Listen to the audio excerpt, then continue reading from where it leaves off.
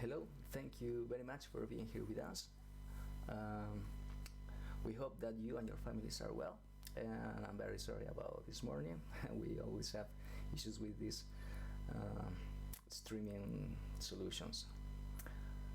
Okay, we will talk today about the ICS intrusion kill chain, and we'll try to explain it with a small simulation. So let's begin. My name is Javier Perez, and I work as Director of Research and Development in Dreamlab Technologies.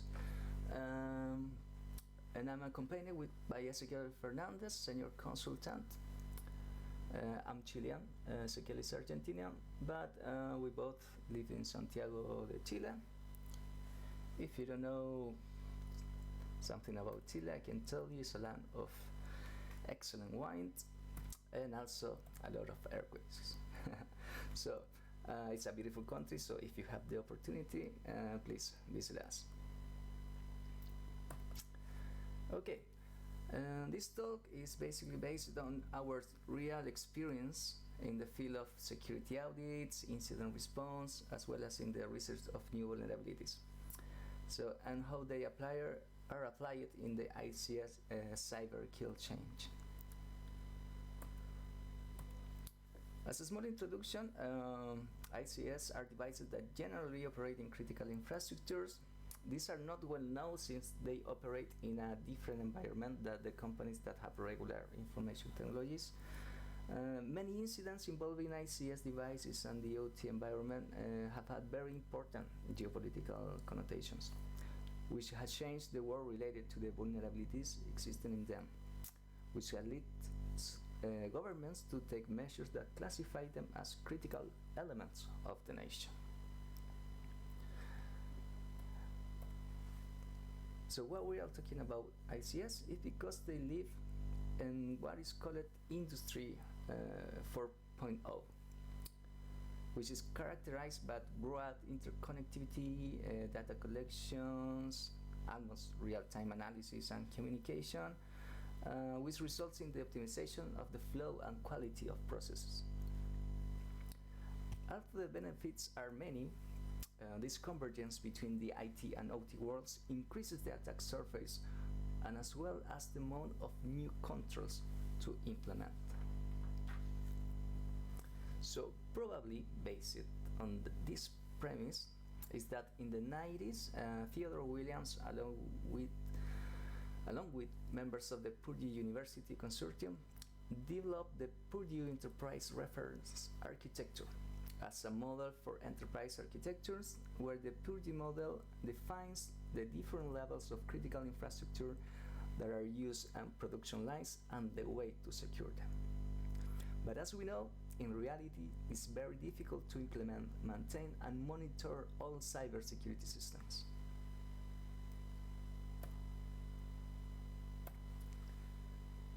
We must remember that not all companies are the same.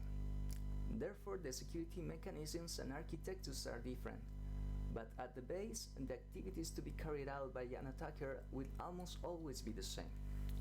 That is why Michael Assanti and Robert Lee adapted the cyber kill chain model created by Lockheed Martin to the ICS world to understand, visualize, and organize the steps required for an adversary to reach their goal. So this ICS cyber kill chain consists of two phases. Stage 1 is cyber intrusion, preparation, and execution. It's related mostly to the IT world. And the Stage 2, ICS attack development and execution, is related mostly to the OT world. So let's see what these steps are. For the Stage 1, the first step is reconnaissance. Reconnaissance is an activity to obtain information about something through observation and/or other detection methods.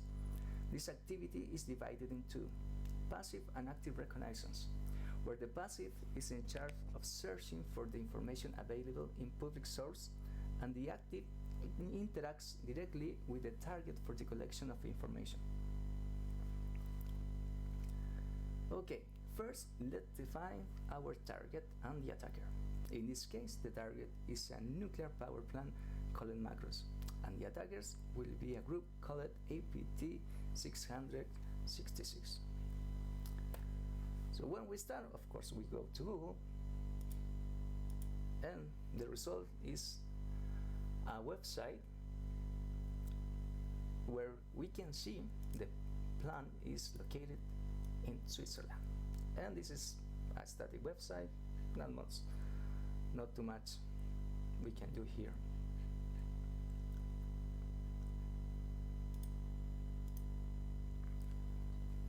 Continue with the passive reconnaissance. We do searches in Shodan or Sumail or other platform where there is probably not much information, which should be always be the case for these kind of companies. In social media, specifically LinkedIn, we found one profile related to the company, and not much else in internet. So it's when the attackers carry out an active reconnaissance.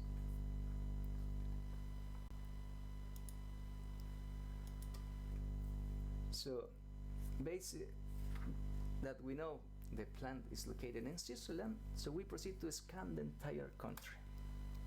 And we are looking specifically for some old protocols like SNMP. Since although there are not many vulnerabilities for it, it provides information that may be important to carry out an attack.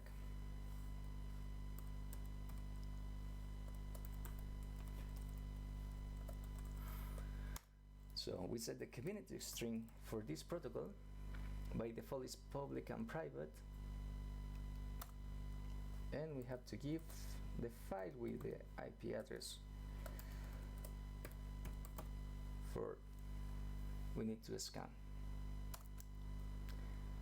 This can take several days probably. We will resume it now, but at the end we find what we are looking for. So here we can see an IP address related to the Macros electric power plant. This one was not on Chodan or Sumai or internet. So this is interesting because it was not in plain sight. So let's see what we found in this IP address. We will use this tool to have a human output so we can read it easily. And we can see there is a lot of information here, like process, performance, etc. But we are interested in connection. Okay, so we can highlight this connection because this IP address is connected to an administration port, SSH specifically, and the connection is established. So we could assume that is someone who managed the system connected right now.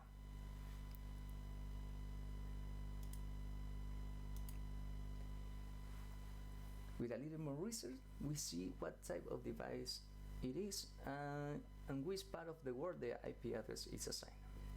So now from Switzerland we are moving to California, I think.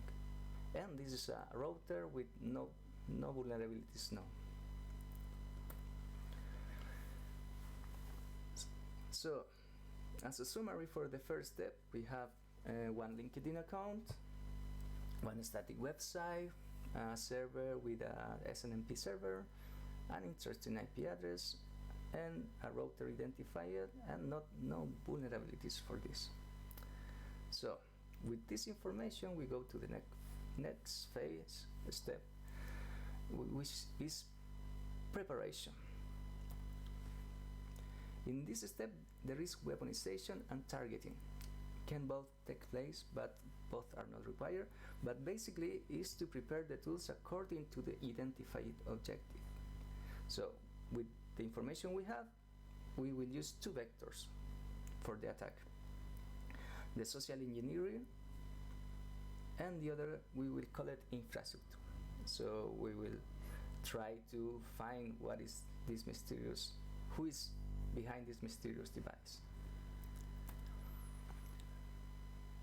So our goal for the social engineering vector is for the victim to visit a malicious website controlled by the attackers and try to exploit a vulnerability in the browser in order to take control of the computer. Our excuse will be an interview for a magazine specialized in cybersecurity issues in industrial environments. So for that, we need to create a fake profile. So we have Luisa Lancaster, journalist focused on critical infrastructure, working in SCADAwire. So we create a fake magazine with some news related, and we will try to, the victim goes to this website.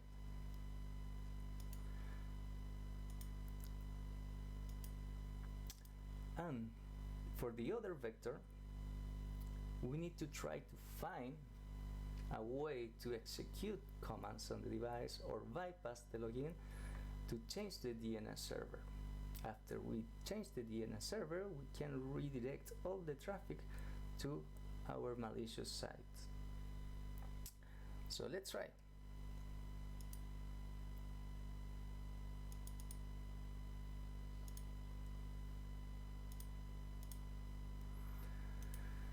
So we don't have the credentials, of course, but we know these devices are very common to be vulnerable to command injections through the web applications. So what we need to do is identify the fields of the request, and then we can inject our payload in these fields. So you can see here, these are the fields we need to inject. So for that, we need to develop a fuzzer. So for each field, we have 6 for this application, we can inject or concatenate our payload. So what is our payload will be this list of Unix command. Okay, so we will try to concatenate all these commands in this field. So let's try. So we will choose these fields, for example, and we launch the fuzzer. So start for the payload 1, payload 2, 3, 4, etc. This can take days, months, or hours, but for this case, take some seconds, and now we have results. So we concatenate this command on the field from the web request, and we have an answer. So the ID give us the information of the user who is running the application, and we can see is root. So what this means, our fuzzing was successful, and we find a 0 day, which means that we have remote code execution as root on the device. So what we can do with this? So probably we can ask for some files like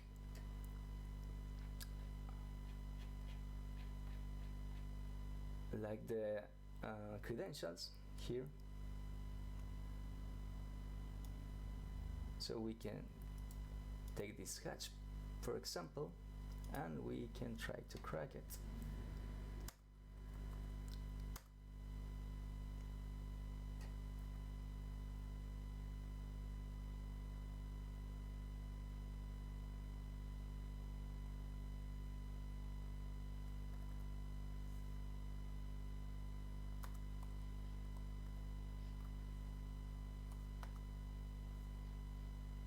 Oh, no, I just loaded.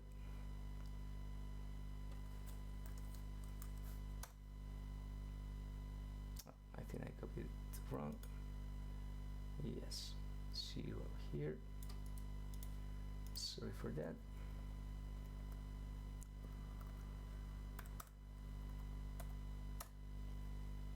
Now it's working. and if we have luck, we have the password for the user admin. Now it's quite slow, so we will continue.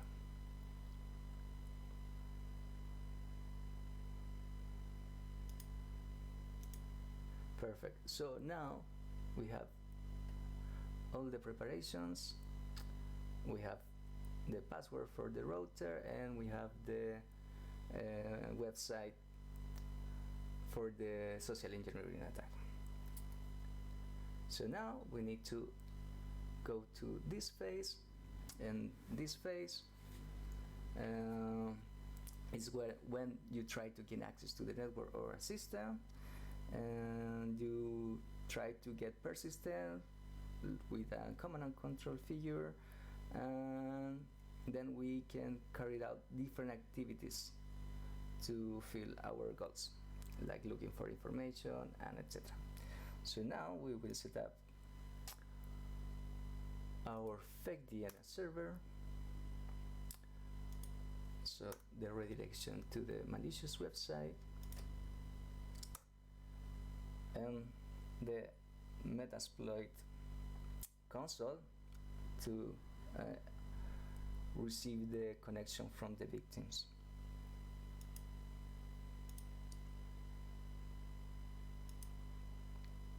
So now we will launch the attack against the person we found in LinkedIn.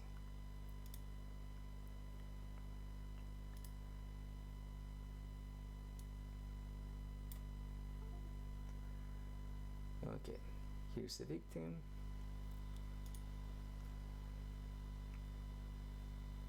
He's probably watching us right now. Okay, so now we will set the message from the fake profile from Luisa Lancaster. So we will invite her to an interview for the magazine, and we will send the link from the malicious website.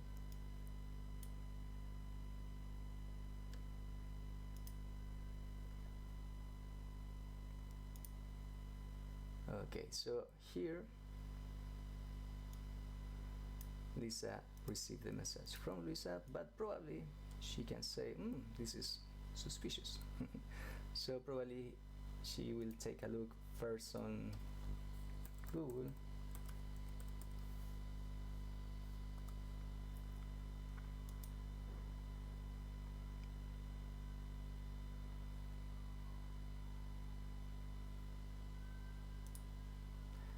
And probably looks fine.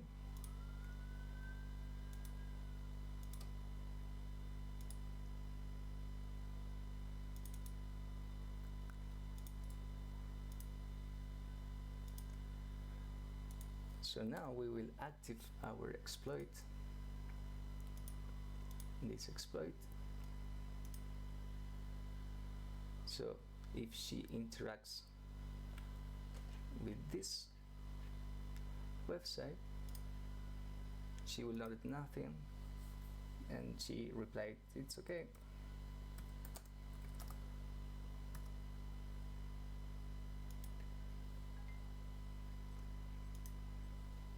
But behind this we have a meter-preted session. We use an exploit for the browser, and now we automated some tags, and we have, for example,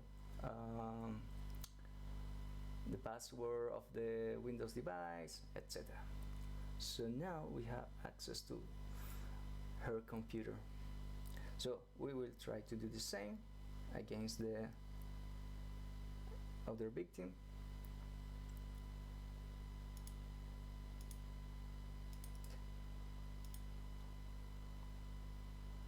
So what we're going to do is enter to the device,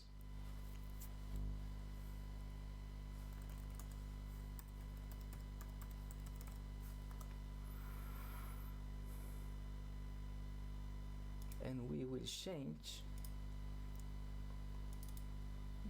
the DNS server. So the original, we will change it for the malicious one.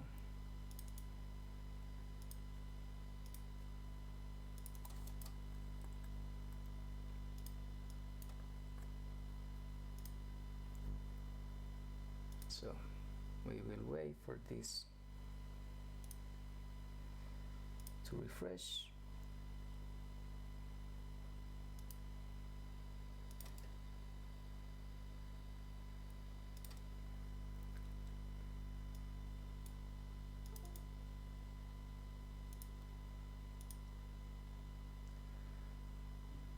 Okay, so now we are watching the other victim's machine, and let's see if we have the new DNS server. Perfect, we have it. So now if he tries to go, for example, to Gmail,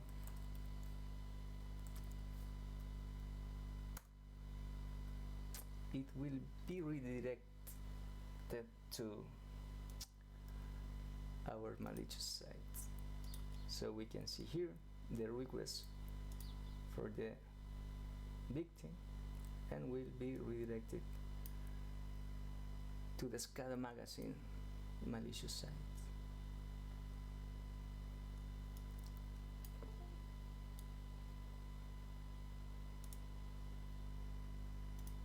So now we have another meter pretend session open.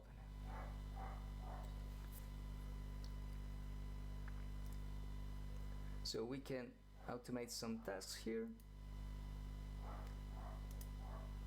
So meanwhile they are executing, we have of course the command and control phase. We start to discover, installing, executing, and get more information. In this case, for example, for the machine was behind this router, we get a lot of information like VPN to not just Macro Electric Power Plant, also another companies. We have a database for password manager, we have Windows credential, list of servers of the power plant. We can take a screenshot, for example, see he's a system administrator in an IT company located in the United States. So probably that's why he have a lot of information from other companies. He have in this case KeePassX to secure the credentials, but of course we can, a keylogger, we can have access to the secure password and download the database, etc.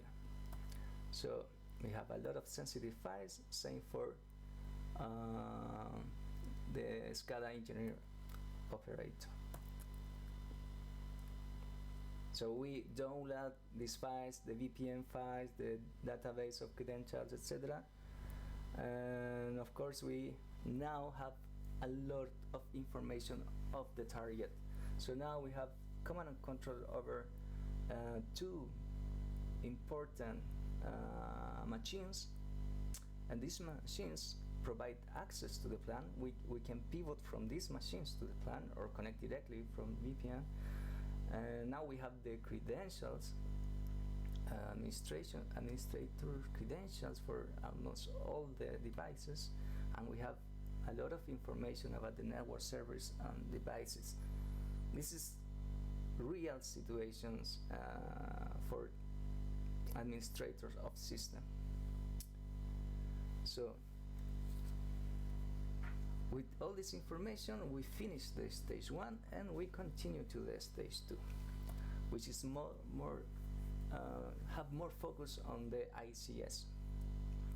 So when we have access to the plant, we can continue the stage 1 too, but now focus on the ICS. So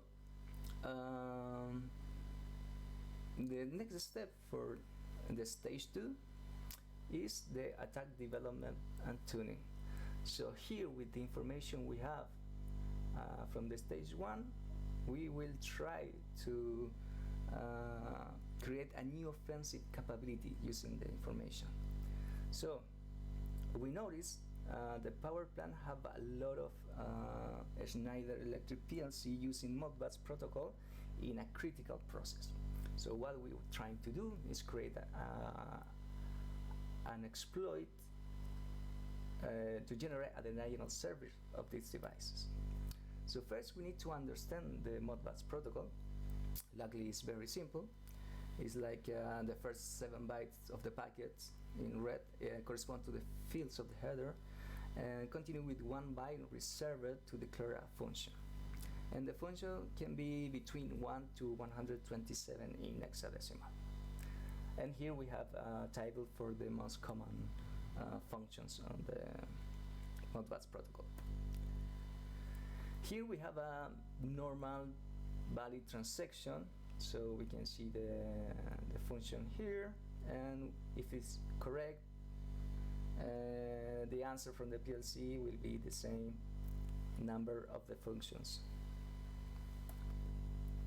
But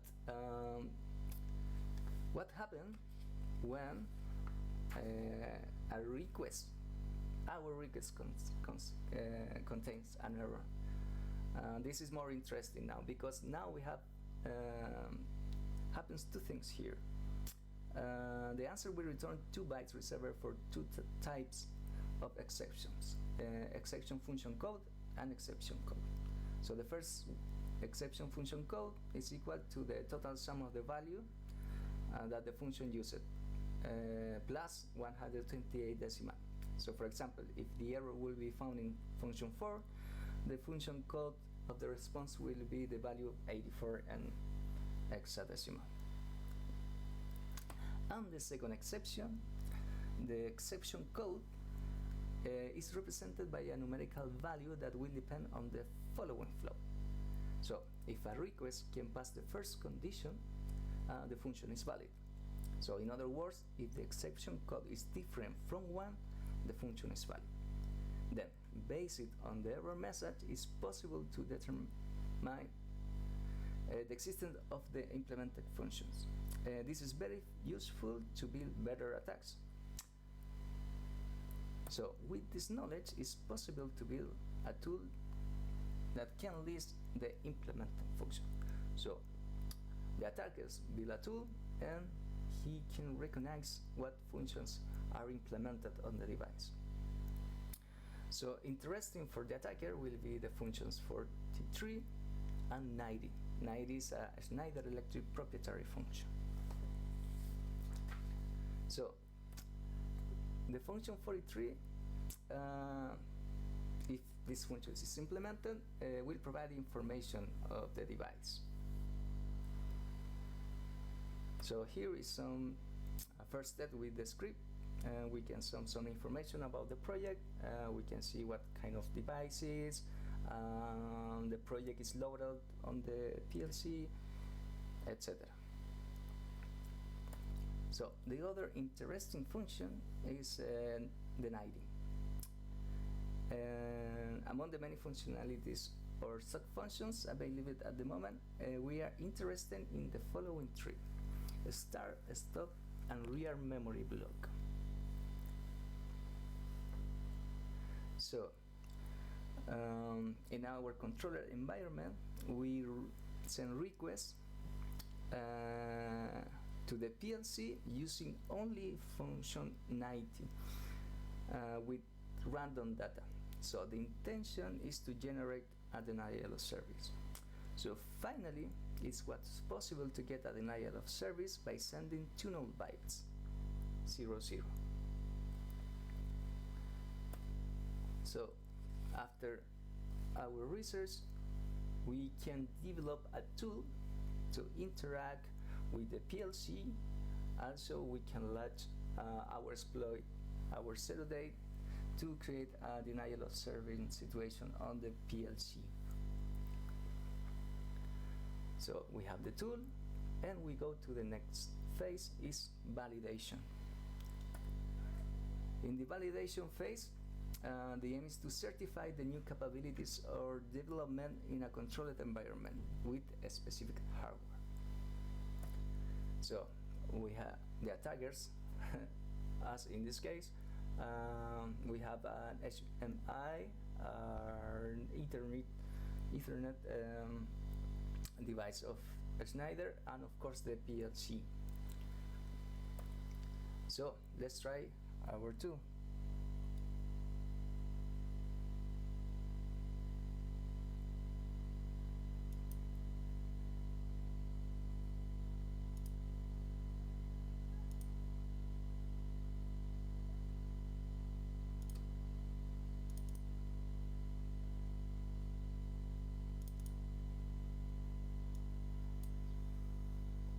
Okay, so we will set the coil to 1 to start the motor. You can see here.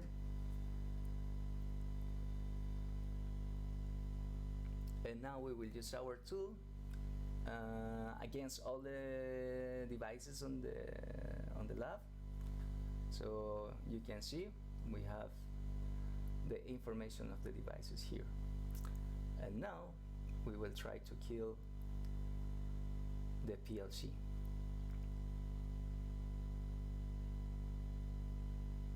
And as you can see, the motor stopped and we lost all connectivity to the device.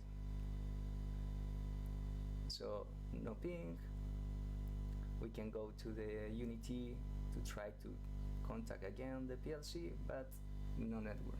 So basically the PLC is dead. So the successful exploitation of this vulnerability make the device unresponsive, require physical reset of the PLC. So now our exploit is working. So then we go to the next phase, is ICS attack. So now we have access to the plant, we have access to engineer workstation and IT administration. We can look for the pivots and we can launch our denial of server and the critical process of the company. So the line will stop. So now we have our ICS cyber kill chain complete, from social media, country study, finding 0 days, using social engineering to have access to the plan and find some 0 days to attack specific devices. Just in case, we already reported these vulnerabilities discovered and they already have their security updates. So the recommendations. Most of the attacks are not the result of a vulnerability, but rather because of weaknesses in the implementation of controls and management. Not because of a bad predisposition, but because of all external limitations, such as time, human resources, budget, etc. For this reason, whenever possible, always try to know, reduce, and be constantly monitoring your attack surface. Always try to be aware of all your assets in order to manage them optimally. Always try to have robust remote authentication system, especially now that the pandemic has forced us to change the way we work.